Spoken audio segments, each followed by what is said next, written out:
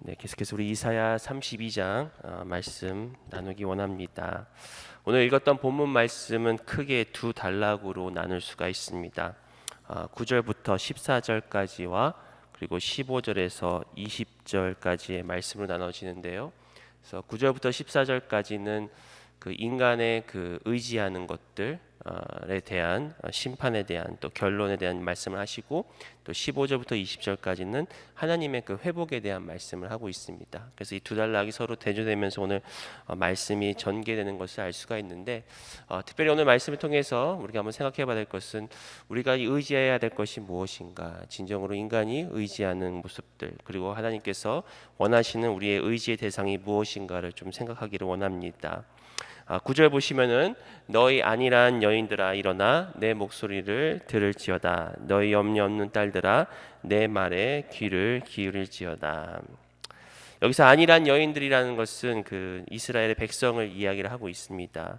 근데 이 여인들이 안일하고 또 염려가 없다라고 성경이 이야기합니다. 그 이유가 그 앞에 6절과 7절에 이야기를 하고 있는데, 이는 어리석은 자는 어리석은 것을 말하며 그 마음에 불의를 품어 간사를 행하며 패역한 말로 여호와를 거스르며 줄인 자의 속을 비게 하며 목마른 자에게 마실 것을 없어지게 하며 악한 자는 그 그릇이 악하여 악한 계획을 세워 거짓말로 가련한 자를 멸하며 가난한 자기 말을 바르게 할지라도 그리함이거니와.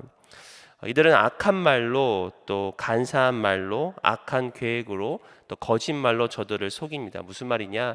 지금 하나님께서는 이사야를 통해서 이스라엘 백성에게 그들의 죄를 인한 하나님의 심판을 말씀하고 있지만, 저들은 오히려 하나님의 심판이 오지 않을 것이다.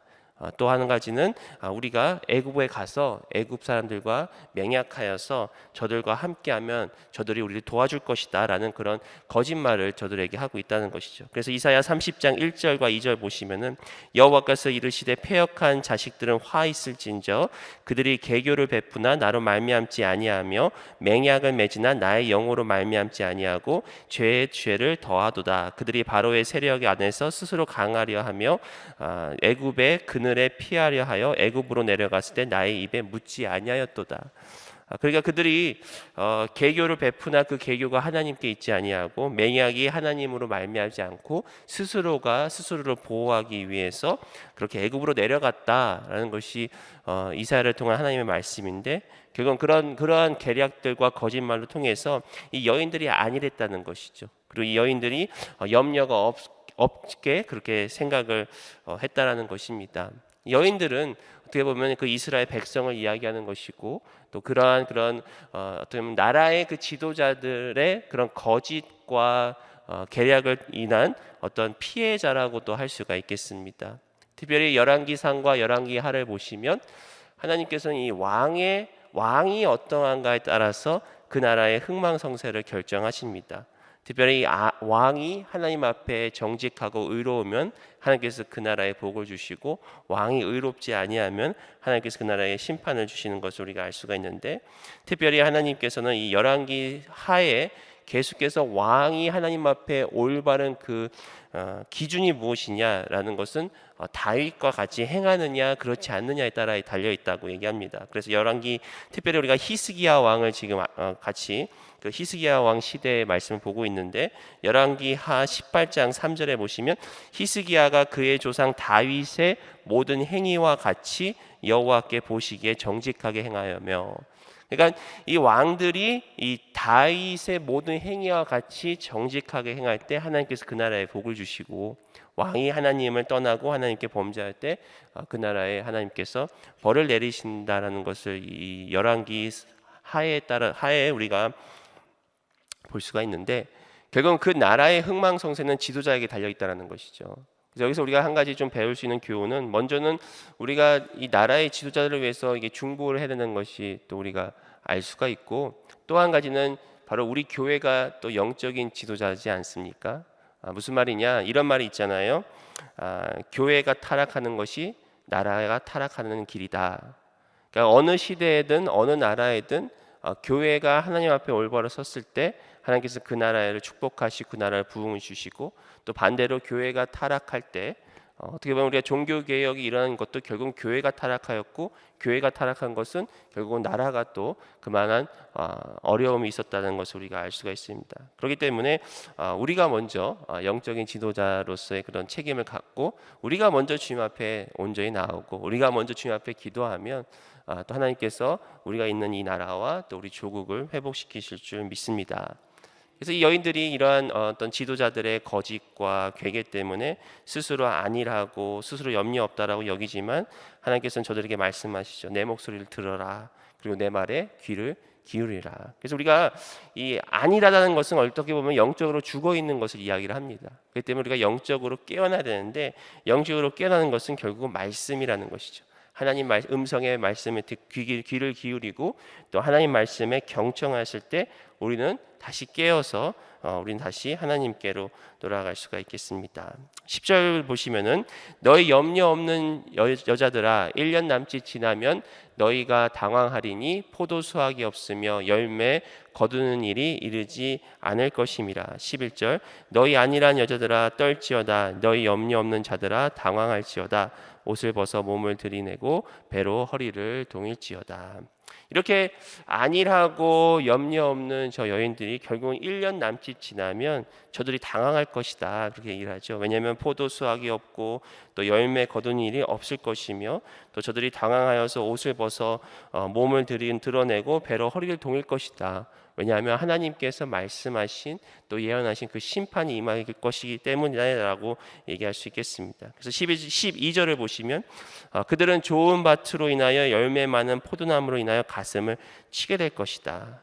그러니까 그들이 항상 생각했을 때는 그들이 갖고 있는 이 좋은 밭, 또 좋은 땅에 많은 열매들, 풍성한 열매들이 있었지만 하나님의 심판의 때가 이르렀을 때 결국은 그런 열매 많은 포도나무들이 다 없어질 것이고 그 모든 좋은 밭들이 다 황폐하게 될 것이기 때문에 가슴을 칠 것이다 라고 이야기를 하면서요, 13절 14절에 내 백성의 땅에 가시와 찔레가 나며 희락의 성읍 기뻐하는 모든 집에 나리니 대저 궁전이 폐한 바 되며 인구 많던 성읍이 적막하며 오벨과 망대가 영원히 구렬이 되며 들나귀가 즐기는 곳과 양떼의 초장이 되려니와.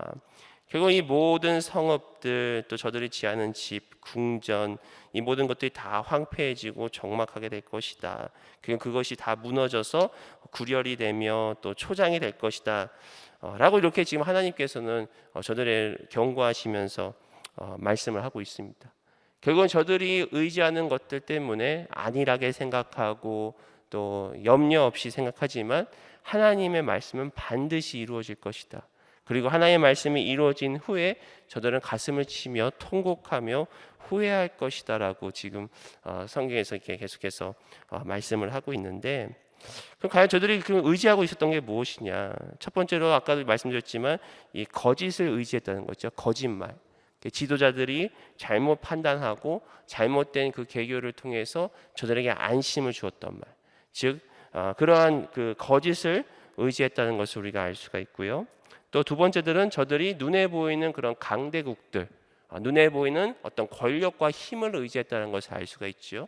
아까도 말씀드렸지만 저들이 애굽에 가서 그렇게 애굽을 의지하고 애굽과 맹약을 맺고, 특별히 애굽이라는 나라를 생각해 볼 때 사실 하나님께서는 애굽을 떠나게 하셨잖아요. 그렇죠? 출애굽 시대에. 그러니까 이 이스라엘 백성을 애굽에서 떠나게 하셔서 가나안 땅으로 보내지 않으셨습니까? 그런데 자꾸만 애굽으로 돌아가려고 해요.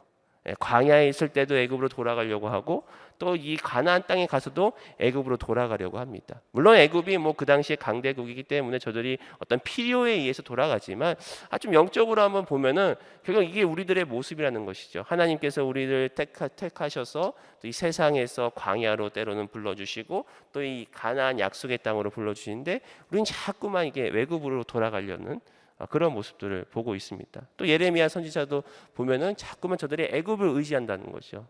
아수르를 피해서 또 바벨론에 대해서 자꾸만 애굽으로 돌아가는 모습, 그런 강대국들을 의지하는 것들, 눈에 보이는 권력과 눈에 보이는 힘을 의지하는 모습을 볼 수가 있죠. 또 세 번째로는 저들은 다른 신을 의지했다는 것도 알 수가 있습니다.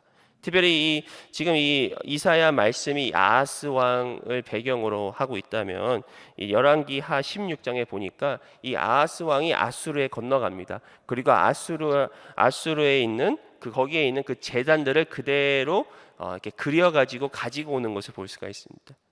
즉 이 애굽이나 또한 이 아수르나 그 당시에 이 강대국들이 섬기는 그 신들을 저들도 똑같이 가지고 와서, 그래서 하나님을 예배하는 성전에 아수르 그 신들에게 제사를 드리는 제단을 만들게 하고, 그리고 백성들로 하여금 그들을 섬기게 합니다.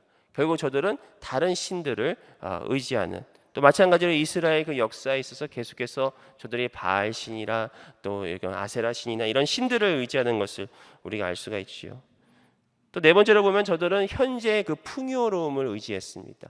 그러니까 지금 이 땅에 포도 열매가 잘 맺히고 또 열매들이 많이 맺히고 그런 풍성한 풍요로움, 그런 부를 의지하면서 또 그것을 자랑하면서 안일하게 또 염려 없이 그렇게 사는 것을 우리가 알 수가 있고요.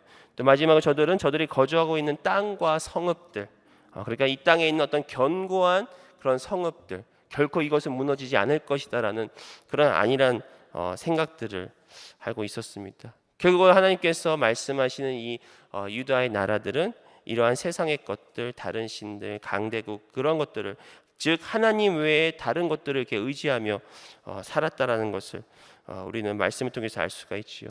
결국 이 땅인 것이 마냥 전부인 마냥, 그리고 영원한 것 마냥 저들이 그렇게 착각하고 그렇게 의지하고 살아가고 있습니다.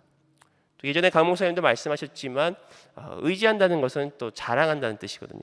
그러니까 자랑하는 것이 결국은 의지한다는 얘기인데, 결국은 그들이 갖고 있는 어떤 그런 육적인 것들, 눈에 보이는 것들을 자랑하며 만족하며 그 안일하게 살고 있다라는 것이죠. 이것이 마치 요즘 사는 우리 세상의 모습과 같지 않습니까? 마치 이 돈이 전부인 마냥, 또 우리가 갖고 있는 어떤 우리가 의지하는 것들, 자랑하는 것들, 나의 위치나 명예나 또 내가 살고 있는 집들, 이런 것들이 우리는 자랑하고 의지하고 사는데, 사실 우리가 너무나 잘 알지만 이 돈은 결국은 언젠가는 없어질 것이고, 또 요즘에 지진들이 한참 많이 나지 않았습니까? 우리가 아무리 견고한 집에 살아도 지진 한번 잘못 나면은 다 모든 것이 무너지는 게 이 땅의 것들입니다. 이 다윗은 시편 11편에 이렇게 고백을 합니다. 터가 무너지면 의인이 무엇을 하랴? 터가 무너지면 의인이 무엇을 하랴? 그러니까 이 세상 사람들이 갖고 있는 터가 있다는 것이죠. 그들이 믿고 의지하고 또 그들이 자랑하고 그것 때문에 그들이 안일하게 생각하는 그 터가 있지만, 그 터는 언젠가는 무너진다는 거예요. 그 터가 무너지면 과연 무엇을 할 건가? 그러나 우리에게 기쁜 소식은 뭐죠? 바로 우리의 터는 누구시죠? 영원한 반석이신 예수 그리스도십니다. 바로 예수 그리스도가 우리의 터가 되시고, 또 예수 그리스도가 우리의 온전한 의지의 대상이 되신다는 것을 여러분 믿으십니까? 그래서 마태복음 7장 24절에 이런 말씀이 있죠. 그러므로 누구든지 나의 이 말을 듣고 행하는 자는 그 집을 반석 위에 지은 지혜로운 사람 같으리니, 비가 내리고 창수가 나고 바람이 불어 그 집에 부딪히되 무너지지 아니하나니 이는 주추를 반석 위에 놓은 까닭이요. 바로 이 반석 위에 지은 집, 그러니까 반석, 영원하신 예수 그리스도를 우리가 터로 삼아서 오직 예수님만 의지하고 또 예수님만 자랑하고 또 예수님 안에서 진정한 그런 어떤 평안을 누리는 것이 바로 우리 성도에게 주어진 하나님의 놀라운 은혜임을 믿으시길 바랍니다. 근데 자꾸만 우리는 세상으로 돌아가려고 한다는 거죠. 이스라엘 백성과 같이 자꾸만 애굽을 바라본다는 것이죠. 근데 그도 그럴 것이, 살다 보면 사실 돈도 필요하고 집도 필요하고 좀 명예도 필요하고 그러지 않습니까? 물론 그것도 어떻게 보면 하나님이 주신 그런 하나님의 그 섭리 안에서 주시는 거지만, 우리가 자꾸만 그것을 의지하게 된다는 것이죠. 머리로는 아는데, 머리로는 이 돈이 전부가 아닌 걸 아는데 또 없으면 안 되는 게 돈이잖아요, 그렇죠? 그렇기 때문에 우리가 다시 한번 우리 좀 점검했으면 좋겠습니다. 이 말씀 가운데 하나님께서 우리에게 특별히 주시는 그 은혜 가운데 우리가 정말로 의지하는 것은 오직 예수 그리스도, 우리가 온전히 주님으로 모시고 살아야 할 분은 오직 예수 그리스도. 믿으시면 아멘 하시기 바랍니다. 바로 이러한 예수 그리스도를 의지하는 삶이 이 15절부터 이제는 새로운 그 회복의 말씀을 주고 계십니다. 15절 보시면은 마침내 위에서부터 영을 우리에게 부어 주시리니 광야가 아름다운 밭이 되며 아름다운 밭을 숲으로 여기게 되리라. 이 15절의 시작을 마침내라고 얘기를 합니다. 마침내라는 것은 어느 그 때가 이르렀을 때, 어느 순간이 이르렀을 때, 특히 여기서 마침내라는 것은 하나님의 때라고 우리가 또 알 수가 있고, 또 두 번째는 인간이 가지고 있는 모든 의지와 모든 생각과 모든 계략이 다 무너지고 이젠 더 이상 소망이 없을 때, 그때 하나님은 성령을 우리에게 부어주시겠다라고 말씀을 하고 있습니다. 여기서 이게 전적인 그 하나님의 주권과 은혜를 우리가 알 수가 있지요. 특별히 그냥 주시는 게 아니라 어떻게 주신다고요? 부어주신다는 것이죠. 네, 이 성령에 대해서는 지난주 주일날 강 목사님도 사실 살짝 광고하셨는데 이번 주일날 성령에 대해서 여러분들이 아마 말씀을 들을 것 같습니다. 근데 여기서 이게 부어주신다는 것은 하나님께서 풍성한 또 충만함을 우리에게 이야기를 하시고, 또 부어주신다는 의미는 거저주신다는 의미도 우리가 담고 있음을 알 수가 있습니다. 그래서 이 말씀을 통해서 다시 한번 그 하나님의 그 은혜에 대해서 우리가 생각할 수가 있는데, 말씀을 연구하고 묵상하다 보니까 어느 주석이 이렇게 얘기합니다. 보통 성령이 우리에게 임하려면은 우리는 먼저 회개하는 것이 공식이죠, 그렇죠? 그래서 우리 역사적으로 영적 대부흥이나 또 대각성 운동은 항상 이 회개로부터 시작했습니다. 그리고 역대하 7장 14절 말씀도 백성이 스스로 겸비하고 하나님께 돌이키며 하나님께서 고쳐주리라라고 말씀하고 있는데, 특별히 이 이사야 15절의 말씀에서는 이 회개에 대한 부분이 살짝 빠져 있습니다. 그러니까 아예 없다라기보다 어떤 우리 인간의 그런 공로로 얻는 영이 아니라 하나님께서 전적으로 은혜로 부어주시는 그 성령에 초점을 맞추고 있다는 거예요. 그러니까 바로 그 마침내라는 의미가 저들이 돌이켰을 때가 아니라 저들이 절망하였을 때, 저들이 더 이상 우리 안에는 아무런 의와 소망이 없구나. 사실 이 유대인들이 이 구약에 있는 이스라엘 민족들이 하나님을 완전히 버린 건 아니잖아요, 그렇죠? 그들이 비록 다른 신을 섬기고 또 이방 신을 섬기고 이방인들을 따랐지만 그들은 항상 그 성전이 있었고 항상 어찌했든 간에 하나님을 예배하려고 했던 민족입니다. 결국 뭐냐면 하나님의 그 율법을 지키려고 노력했던 민족인데, 결국은 구약의 결말은 뭐냐? 아무리 우리가 인간의 노력을 해도 우리는 결국은 절망할 수밖에 없구나. 우리는 우리의 힘으로는, 우리의 공로로는 아무런 의에 도달할 수 없구나. 그때 마침내 성령님께서 우리에게 영을 부어 주셔서, 그러니까 우리가 예수를 믿는 것도 성령님께서 우리 안에 오셔서 작용할 때 우리가 예수를 믿을 수가 있죠. 물론 우리가 입으로 시인하여 믿어서 영접하면 구원에 이르지만, 그 구원을 시작하게 하신 이도 하나님의 은혜요 성령의 역사임을 믿으시기 바랍니다. 그러니까 마침내 성령께서 우리에게 부어 주실 때 바로 그것이 하나님의 은혜인데, 이 은혜에 대해서 이 게리 체프먼의 하나님의 놀라운 은혜라는 책에 이렇게 정의를 합니다. 은혜라는 것은 가장 받을 자격이 없을 때 자기 자신이 가장 큰 대가를 치르면서 다른 사람들에게 가장 필요한 것을 주는 것이 은혜다. 이 두 가지 의미가 있는데, 가장 자격이 없는 자에게, 그리고 그냥 주는 게 아니라 가장 큰 대가를 치르면서 그리고 가장 필요한 것을 주는 것이다.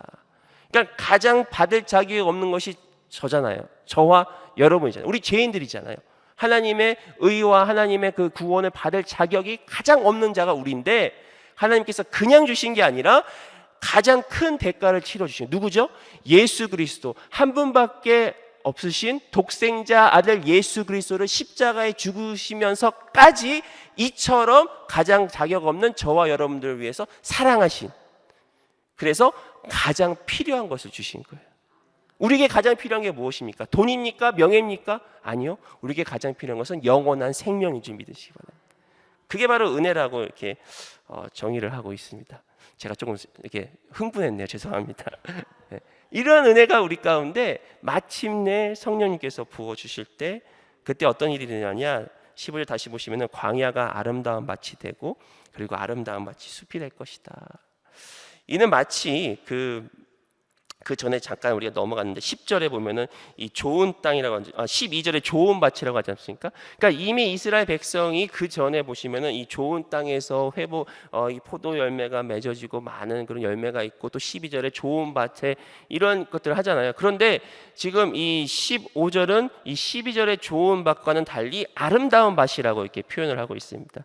물론 이게 뭐 이렇게 히브리 언어로 그렇게 큰 의미는 없지만 아무래도 이게 어떤 구별되는 것을 우리가 얘기할 수가 있죠. 그러니까 그들이 생각했던 좋은 밭이었어요. 그러니까 그 전에도 좋은 밭에서 포도나무가 열매가 또 맺히고 또 그들이 많은 수확을 했지만 이제는 그것이 한번 황폐가 되어지고 하나님께서 그 땅 위에 다시 한번 회복시킬 때는 아름다운 땅이 될 것이다. 그러니까 하나님의 눈에 아름다운 땅, 또 영원한 열매를 맺는 아름다운 땅이 될 것이다. 그러니까 인간이 갖고 있는 좋은 밭은 그냥 언젠가는 사라지는, 언젠가는 황폐해지는 것이지만 하나님께서 세우신 아름다운 밭은 영원한 열매를 맺는 밭임을 믿으시기 바랍니다. 바로 이것이 성령님께서 우리에게 부어졌을 때 아름다운 밭이 될 것이다. 그리고 아름다운 열매를 맺을 것이다. 그리고 그곳의 특징은 16절에 보시면은 그때의 정의가 광야에 거하며 공의가 아름다운 밭에 거할 것이다.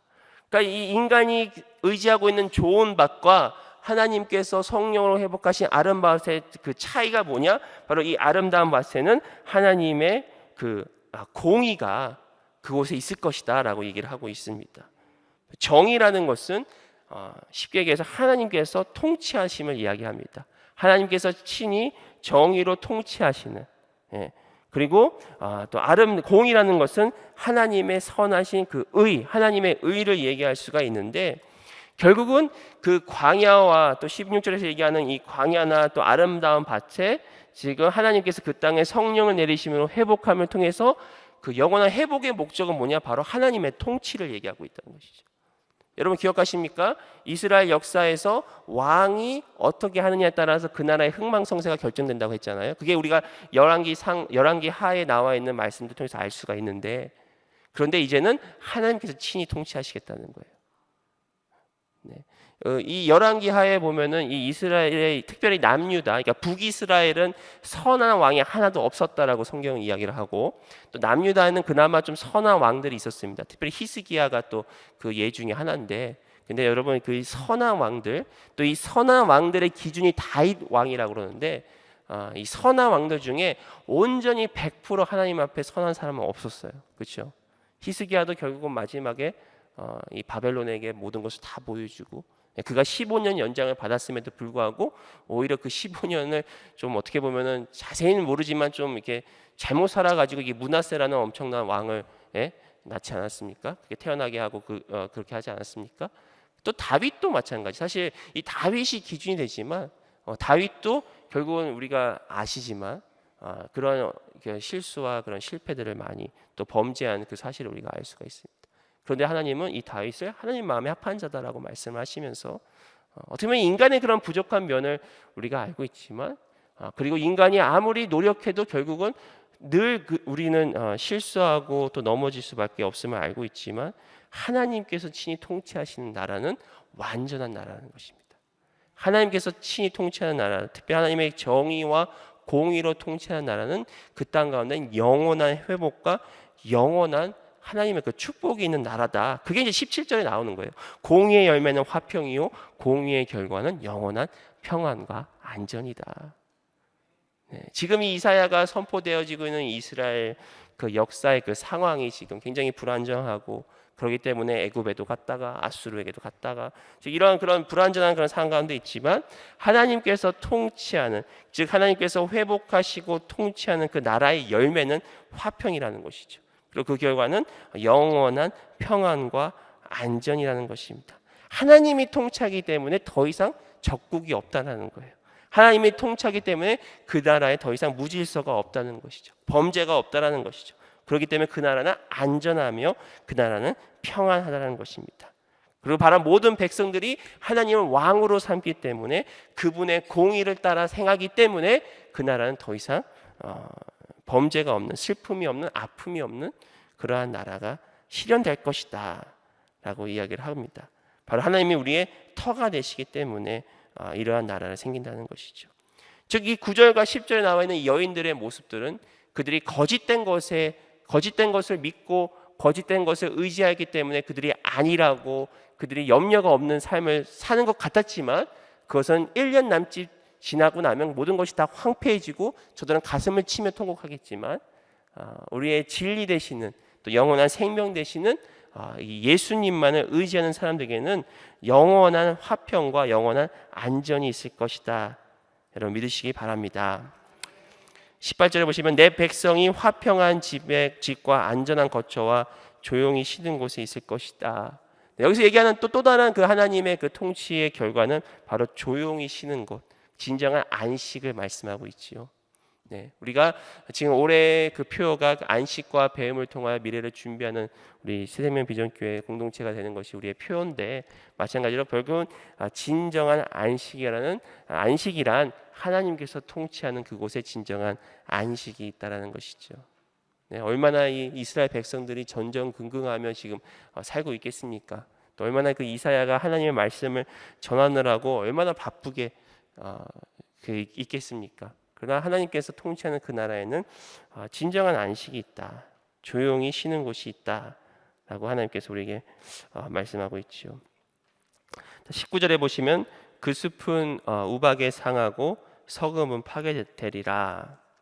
사실 이제 이 말씀이 조금 이 앞뒤 문맥에 좀 맞지 않은 말씀이라서 사실 이렇게 연구하다 보니까 좀 성경학자들도 이 말씀에 좀 왜 이 말씀이 여기 들어가 있느냐라고 이렇게 좀 많은 이런 의견들이 왔다 갔다 하더라고요. 이제 그 중에 하나가 뭐였냐면요, 그 숲은 우박에 상하고 성읍은 파괴될 것이다.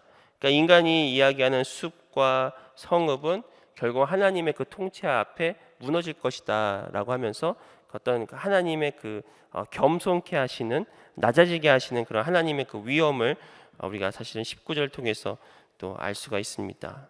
마지막 20절 보시면은 모든 물가에 씨를 뿌리고 소와 나귀를 그리로 모는 너희는 복이 있느니라. 여기서 물이라는 것은 우리가 보통 성경에서 물이라고 하면은 성령을 얘기합니다. 그러니까 하나님께서 지금 이 광야에, 우리 15절부터 시작한 이 광야에 마침내 부어주시는 그 성령을 통해서 그 땅이 아름다운 밭이 되고, 또 그 땅이 결국은 이 모든 그 물가, 그러니까 그 땅에 젖과 꿀이 흐르는, 실제로 가나안이 젖과 꿀이 흐르는 땅이라고 하지만 성령이 그 땅에 임했을 때는 그 영원한 그 생명과 생명수가 흐르는 그 땅에 씨를 뿌리고 또 소와 나귀를 그 물가로 인도하는 자에게는 복이 있다라고 20절에 마지막으로 우리에게 말씀하고 있습니다. 여기서 소와 나귀를 그리로 몬다는 그 의미는 바로 이 모든 물가, 그 하나님께서 주시는 그런 풍부한 또 풍요로운 풍성한 그 하나님의 그 공급하심을 이야기를 합니다. 그러니까 소와 나귀가 그곳으로 끌고 가서 그들을 먹이는 그 우리의 삶, 그런 모든 자들이 복이 있느니라. 이 복이라는 그 단어는 쉽게 얘기하면 행복이란 단어라고 또 할 수 있겠습니다. 행복하다는 거죠. 행복하다. 그러니까 하나님께서 공급하시는, 또 주님께서 친히 다스리는 그 나라, 또 하나님께서 친히 내려주시는 그 성령이 충만한 그곳에는 진정한 행복이 있다. 여러분 행복하십니까? 네. 이 복음이라는 뜻이 기쁜 소식이잖아요, 그렇죠? 네. 그래서 우리는 복음을 받아들이면 가장 먼저 오는 반응이 기쁨입니다. 기쁨. 네. 그렇기 때문에 이 기쁨이라는 건 참 이렇게 어떻게 보면은 생각하면 생각할수록 굉장히 경이로운 단어인 것 같아요. 기쁨, 하나님의 기쁨, 또 복된 소식, 기쁜 소식. 그러니까 이 복이 있다라는 것은 기쁨이 있다는 것이죠. 복이 있다라는 것은 행복이 있다는 것이죠. 그렇기 때문에 우리는 항상 이렇게 웃을 수가 있습니다. 참 어렵고 힘들어도, 또 이 땅 가운데 살기 쉽지 않아도 우리는 이 행복을 누리기 때문에 우리 가운데 늘 기쁨이 있다는 것이죠. 그렇기 때문에 우리가 이 하나님 나라는 희락과 화평과 의에 있다고 하지 않습니까? 그래서 제가 항상 여러 번 제 마음에 상기시키는 것 중에 하나 이겁니다. 내 마음에 화평이 있는가, 그리고 내 마음에 기쁨이 있는가, 그리고 하나님으로부터의 의가 있는가를 늘 점검합니다. 그래서 이렇게 사역하다가 또 일을 하다가 기쁨을 잃어버리면 뭔가 문제가 있다는 거죠. 그렇죠? 우리가 복음으로 기쁨을 누려야 되는데, 복음으로 행복을 누려야 되는데 그러지 못한 삶을 산다면은 좀 뭐가 문제가 있지 않나, 그런 생각을 하게 되는데, 우리 잘 아시는 이사야 58장 11절에 이런 말씀이 있죠. 여호와가 너를 항상 인도하며 메마른 곳에서도 내 영혼을 만족하게 하며 내 뼈를 견고하게 하리니 너는 물된 동산 같겠고 물이 끊어지지 아니하는 샘 같을 것이다. 하나님께서 우리를 항상 인도하여서 메마른 곳에서도 우리를 만족시키시며 또 우리를 견고하게 하시며 물된 동산 같고 또 물이 끊어지지 않는 그런 샘 같은 그 하나님의 놀라운 축복이 우리 가운데 임하기를 축원드립니다. 특별히 마침내 부어주시는 성령으로 인해서 우리에게 동일한 그 은혜가 있습니다. 그래서 오늘 하루 살아갈 때 주님 말씀 의지하시면서 특별히 성령님을 의지하시면서 승리하시기를 축복합니다.